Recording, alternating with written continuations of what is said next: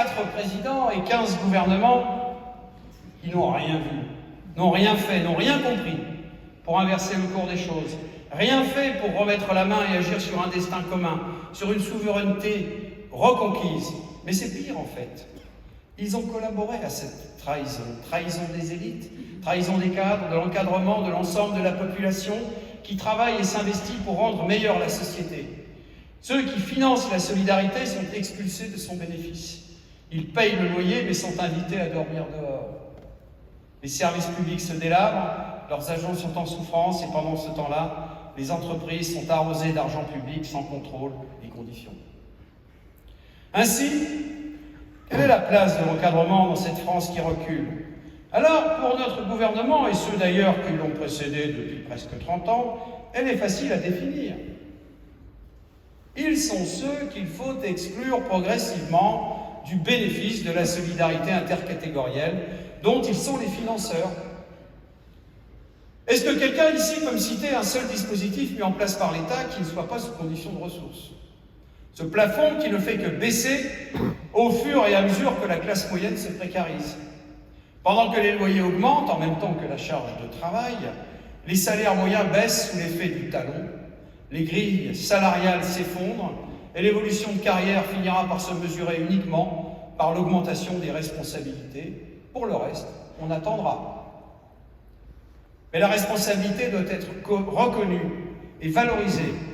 Rien ne peut fonctionner, quelle que soit l'entreprise, si chacun n'en a pas pris sa part. Parce que réussir, c'est s'investir dans ses études, dans sa carrière.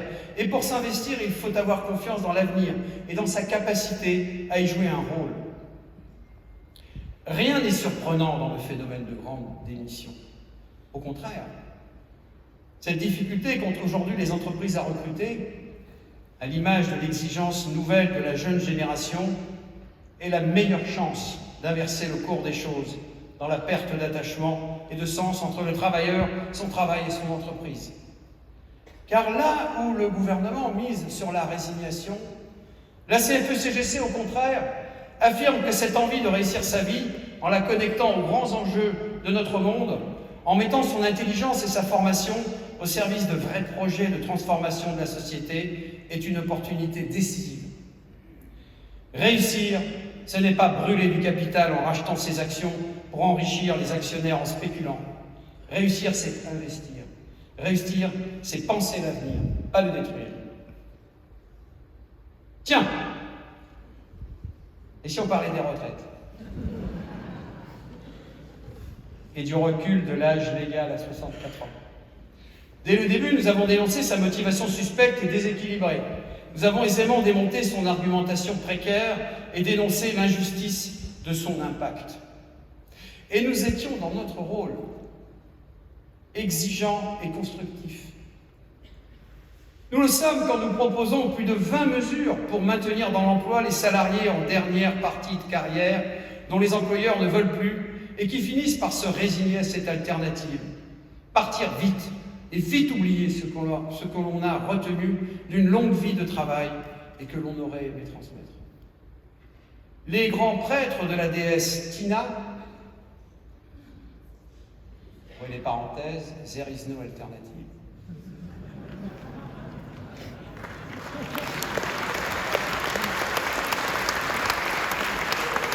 Les grands prêtres de la déesse Tina sont installés dans tous les cercles du pouvoir et distribuent leurs ordonnances signées par le docteur McKinsey à des dirigeants en plein bad trip idéologique, comme si rien n'avait changé depuis 40 ans. Mais nous ne voulons plus de leurs réformes nécessaires. La réforme des retraites, c'est l'overdose des réformes soi-disant courageuses. Et leurs leçons en chair, pensées pour nous impressionner, tombent à plat. Ceux qui m'impressionnent, ce sont les militants, c'est vous, ce sont mes enfants, vos enfants, leurs amis, et leur volonté de changer le monde pour le rendre un peu plus vivable, un peu plus solidaire, un peu plus durable.